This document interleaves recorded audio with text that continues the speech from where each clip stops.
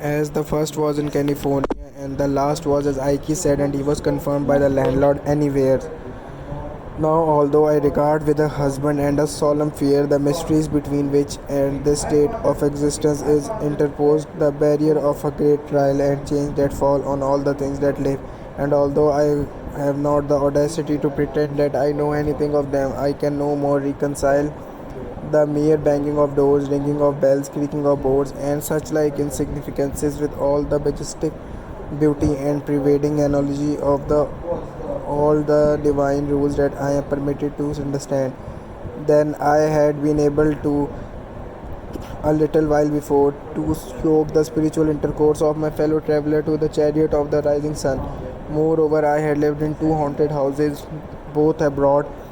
In one of these, an old Italian palace which bore the reputation of being very badly haunted indeed, and which had recently been twice abandoned on that account. I lived 8 months most tranquilly and pleasantly, notwithstanding that the house had a score of mysterious bedrooms which were never used, and possessed in one large room in which I sat reading times out of number at all hours, and next to which I slept, a haunted chamber of the first representations.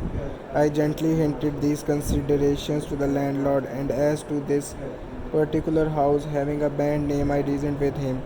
Why, how many things had bad names undeservedly, and how it was to give bad names, and he did not think that if he was and I were persistently to whisper in the village that any weird looking old drunken tinkerer of the neighborhood had sold himself to the devil, he would come in time to be suspected of that commercial venture.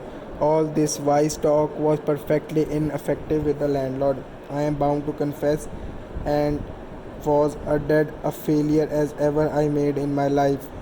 To cut this part of the story short, I was piqued about the haunted house and was already half resolved to take this. Although we are still mourning our dear brother Hamlet's death and the country is joined by grief, we must remember to continue one in life.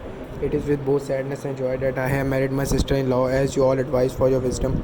I thank you. Now, as you all know, the young Fortinbras thinks since the king has died, we are in vulnerable state. He has sent letters stating his desire to regain the land his father lost in battle to Hamlet. So I have written a letter to his uncle, the poor bedridden fellow, to let him know what Fortinbras is planning. The letter asks his uncle, who in the head of Conway, to stop his crew. I ask of you, Cornelius and Vortimer, to deliver this letter and nothing else. Please be quick in fulfilling your duty, though yet of Hamlet, our dear brother's death, the memory be green and dead.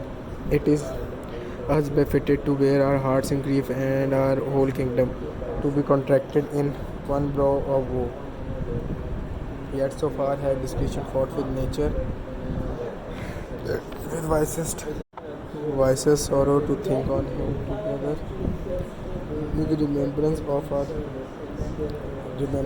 ourselves. Therefore, our sometime sister, now our queen, the imperial jointress to this warlike state, heavy as to her with a defeated joy, with auspicious and dropping eye, with mirth in funeral, and with Derek in marriage, in equal scale weighing delight and dole, taken to wife, nor have we here it bad. Your better wisdom, which have freely gone with this affair along.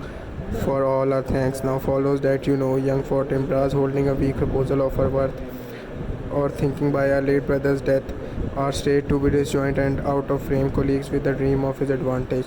He had not failed to prosper us with this message importing the surrender of those lands lost by his father with all bond of law. To our most valiant brother, so much for him, now for us and for this time of meeting. Thus with the businesses we have here it to Norway, uncle of young Fortinbras, who important and bedridden scarcely hears of his nephew's proposal. To suppress his further gate herein in that the levies, the list of full proportions are all made out of subject, and we here dispatch you, good Cornelius, and you, Voldemort, for bearing of the greetings to old Norway, giving to you no further personal power to business with the king, more than the scope of these related articles allow.